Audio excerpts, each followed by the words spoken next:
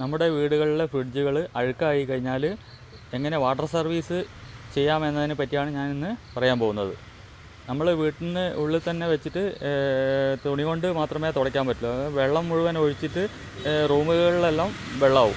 അപ്പോൾ നമുക്ക് വെള്ളം ഒഴിച്ചിട്ട് തന്നെ നമുക്ക് ഫ്രിഡ്ജ് ക്ലീൻ ചെയ്യണമെങ്കിൽ നമ്മൾ ഫ്രിഡ്ജ് തൽക്കാലം വീട്ടിന് പുറത്തെടുത്ത് വെച്ചിട്ട് ക്ലീൻ ചെയ്യാവുന്നതാണ്. പക്ഷേ എല്ലാ സ്ഥലങ്ങളിലും ചില സ്ഥലങ്ങളിൽ വെള്ളം ആവാൻ പറ്റാത്ത ചില ഫ്രിഡ്ജിൻ്റെ സ്ഥലങ്ങളുണ്ട്. അത് ഞാനിന്ന് കാണിച്ചു തരാം. അവിടെ മാത്രം ഒഴിവാക്കിയിട്ട് ബാക്കി ഫുള്ള് വെള്ളം ഒഴിച്ച് നിങ്ങൾക്ക് ഫ്രിഡ്ജ് ക്ലീൻ ചെയ്യാവുന്നതാണ്. ആദ്യം തന്നെ ഇതിൻ്റെ ഫ്രിഡ്ജിൻ്റെ തെർമോസ്റ്റാറ്റ്. ഇതാണ് ഫ്രിഡ്ജിൻ്റെ തെർമോസ്റ്റാറ്റ്. ഇതാണ് ഐസ് കൂളിംഗ് കൺട്രോൾ ചെയ്യാൻ വേണ്ടിയിട്ട് ഉപയോഗിക്കുന്ന തെർമോസ്റ്റാറ്റ് നോബ്. ഇത് ഡോർ സ്വിച്ച്. ഈ രണ്ട് ഭാഗങ്ങളിലും അധികം വെള്ളം ഒഴിക്കാതെ ശ്രദ്ധിക്കണം. വേറെ ഒരു ഭാഗം ഫ്രിഡ്ജിൻ്റെ ഉള്ളിലെ ബൾബ് വരുന്ന ഭാഗമാണ്. ഈ ഭാഗത്തും വെള്ളം അധികം ആവാതെ നമ്മൾ ക്ലീൻ ചെയ്യുമ്പോൾ ശ്രദ്ധിക്കേണ്ടതാണ്. അതുപോലെ തന്നെ ഇതിൻ്റെ ഫ്രിഡ്ജിൻ്റെ ബാക്ക് ഭാഗത്താണ് ഇതിൻ്റെ കാര്യമായ കംപ്രസറും വയറും എല്ലാം ഉള്ളത്. ഫ്രിഡ്ജിൻ്റെ ബാക്ക് ഭാഗത്ത് ആണ് കംപ്രസർ വരുന്നത്. ഇതിൻ്റെ കംപ്രസറിന് സ്റ്റാർട്ട് ചെയ്യാൻ വേണ്ടിയിട്ട് ഇതിൻ്റെ കൂടെ തന്നെ റിലേ ഉണ്ടാവും. നമ്മൾ വെള്ളം ഒഴിക്കുമ്പോൾ ഈ റിലേയിൽ വെള്ളം അധികം ആവാതെ നോക്കണം. അതുപോലെ തന്നെ ഈ കോഡ് വയർ ഇവിടെയാണ് കംപ്രസറിൻ്റെ അടുത്താണ് വന്നിട്ട് നിൽക്കുന്നത്. വയറുകളെല്ലാം ഇതിനുള്ളിലുണ്ടാവും. ഇതിലൊന്നും വെള്ളം ആവാതെ നമ്മൾ വെള്ളം ഒഴിക്കുമ്പോൾ ശ്രദ്ധിക്കേണ്ടതാണ്. ഈ കംപ്രസറിൻ്റെ മുകളിൽ വെള്ളം ആവാതിരിക്കാൻ വേണ്ടിയിട്ട് നമുക്ക് ഒരു കവർ എടുത്തിട്ട് ക്ലീൻ ചെയ്യുന്നതിന് മുന്നേ തന്നെ ഈ കവർ കൊണ്ട്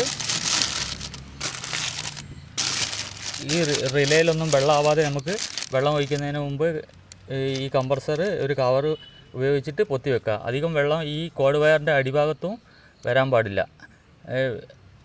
ഈ 3 സ്ഥലങ്ങൾ നമ്മൾ ശ്രദ്ധിച്ചു കഴിഞ്ഞാൽ, ഒന്നാമത് ഇതിൻ്റെ തെർമോസ്റ്റാറ്റ്, ഇവിടെയും ഈ ഡോർ സ്വിച്ച് ഇതിനകത്തും ഉള്ളിലുള്ള ഈ ബൾബ് ബാക്ക് ഞാൻ നേരത്തെ കാണിച്ചു തന്ന കംപ്രസറിൻ്റെ മുകൾ ഭാഗം ഇവിടെയൊന്നും അധികം വെള്ളം ഒഴിക്കാതെ നമുക്ക് ക്ലീൻ ചെയ്ത് എടുക്കാവുന്നതാണ്. പുറത്ത് വെച്ച് കഴിഞ്ഞാൽ നമുക്ക് ഈ ക്ലീനെല്ലാം ഫ്രിഡ്ജ് നല്ല ക്ലീനായിട്ട് കിട്ടുന്നതാണ്. അത് ക്ലീൻ ചെയ്തതിന് ശേഷം ഞാൻ കാണിച്ചു തരാം. ഫ്രിഡ്ജിൻ്റെ ഇന്നർ ഭാഗം ക്ലീൻ ചെയ്യാൻ വേണ്ടിയിട്ട് സ്പോഞ്ചോ അല്ലെങ്കിൽ ഇതുപോലെ തെർമോഫോമിൻ്റെ സഞ്ചിയോ നിങ്ങൾക്ക് ഉപയോഗിച്ചിട്ട് ക്ലീൻ ചെയ്യാൻ പറ്റുന്നതാണ്. ഇതെല്ലാം സ്പോഞ്ചോ അല്ലെങ്കിൽ തെർമോഫോമോ ഉപയോഗിക്കുമ്പോൾ ഇതിനുള്ളിൽ കല വരാതെ, ഫ്രിഡ്ജിൻ്റെ ഇന്നറിൽ കല വരാതെ നമുക്ക് ഇത് കഴുകി എടുക്കാൻ പറ്റുന്നതാണ്.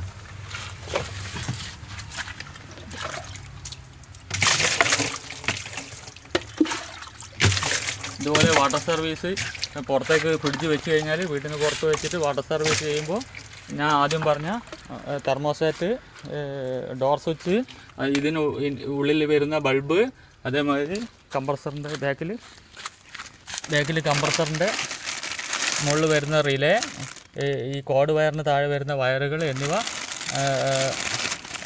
ഒഴിവാക്കിയിട്ട് മാത്രം വെള്ളം ഇതിൽ ഒഴിച്ചിട്ട് സർവീസ് ചെയ്യുക. എൻ്റെ വീഡിയോ ഇഷ്ടപ്പെട്ടു എന്ന് കരുതുന്നു.